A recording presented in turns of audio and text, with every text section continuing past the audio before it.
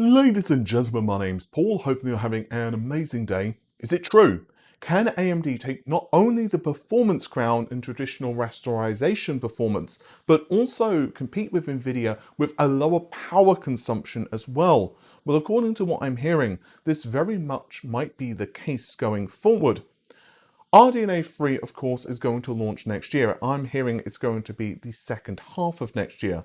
And it's going to feature a chiplet-based architecture, which is going to be of critical importance for AMD in not only gaming-focused GPUs, but later on data center-focused GPUs as well.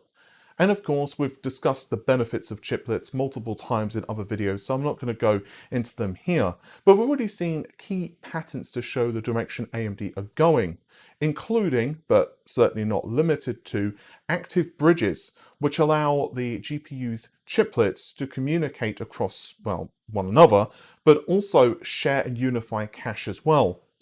And basically speaking, this could be a significant difference between what we're seeing with AMD and Nvidia, given what we know about Lovelace and the fact it's going to be a monolithic die. I've previously leaked that the performance targets of RDNA 3 are 2.5 times greater than RDNA 2 for the flagship SKUs. RDNA 3 or Nave 31 and 32 are going to be chiplet based, and Nave 33 is going to be just a single chip, from what I understand. And Nave 31 and 32 will offer two compute-based dies and a third die which will be for I/O. And from what I'd linked previously, Nvidia seemed to be not super duper worried about this. In fact, yeah, they might still have a small advantage in ray tracing performance. It was a kind of a toss-up in traditional rasterization performance, but one area Nvidia apparently were going to continue to compete very well in, of course, was titles which supported DLSS. And this is a big reason that Nvidia were pushing plugins like plugins for Unreal Engine and also for Unity. But now I've had more updated information, and I have to say that I'm growing more doubtful that Nvidia could actually compete in the highest end with AMD in traditional rasterization performance. Moreover, yeah, the ray tracing could actually be very close between the two architectures. I'll be putting out a separate video focused on Nvidia, because while this video might sound a little bit negative to Nvidia, believe me, Team Green is going to be extremely interesting, particularly with Hopper. And again, we'll discuss this in a separate video, as I don't want to kind of muddy the waters too much here, because we've also got RDNA 4 to discuss. And RDNA 3, feature-wise, at least to the consumer, is going to be very similar.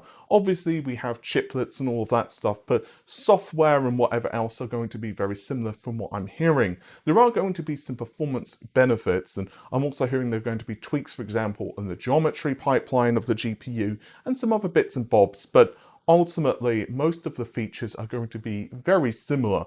In fact, yeah, despite the fact that, of course, we've seen the MLA patent, Machine Learning Accelerator patent, which is basically NVIDIA's Tensor solution, but in a chiplet form, this does not seem to be implemented in RDNA 3. One person told me it's definitely not in RDNA 3, and this is backed up by a second person. These individuals have been very accurate in the past, so until I see an official confirmation from AMD which tells me otherwise, I'm going to believe that that is true.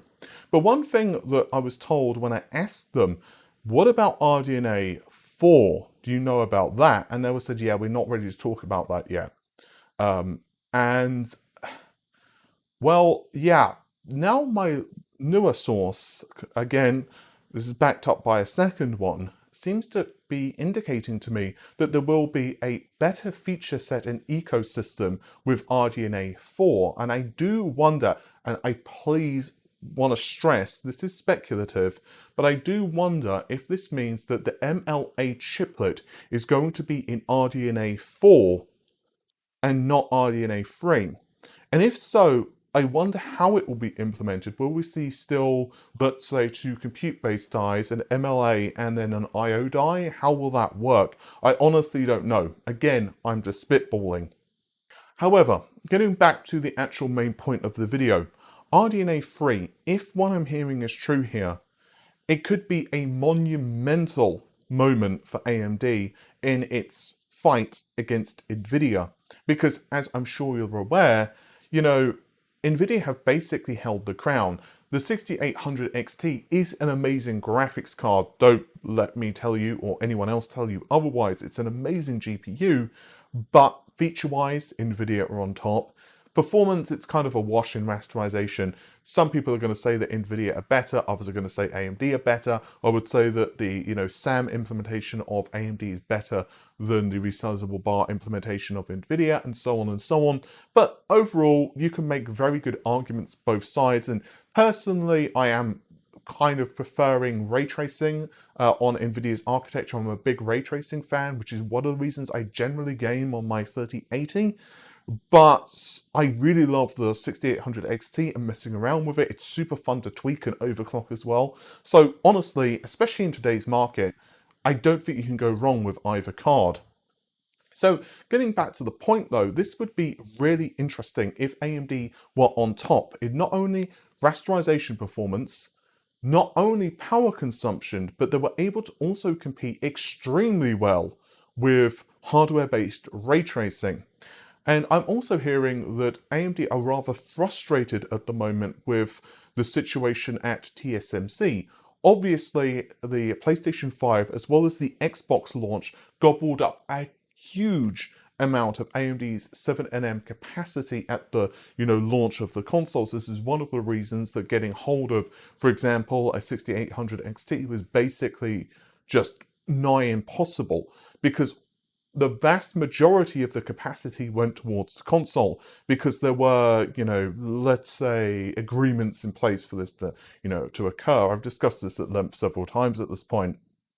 So, you know, from what I'm hearing in the industry, the shortages aren't going to be kind of completely gone away. They're going to get better throughout the year, especially in the Q4, but really it's going to be next year that the supply and capacity gets much better. And I'm hearing one of the reasons that RDNA 3 is targeted for the second half of next year is that this should be around the time that Apple starts freeing up more 5nm capacity. Obviously, we've already seen AMD kind of gobble up the 7nm capacity the moment Apple started to relinquish it. So clearly TSMC's fabs are going brr at this point. They are actually at 100% capacity. There is no give. And obviously that's not good in terms of things like maintenance. Generally you want to operate at, let's say, 90-ish% capacity, maybe 95.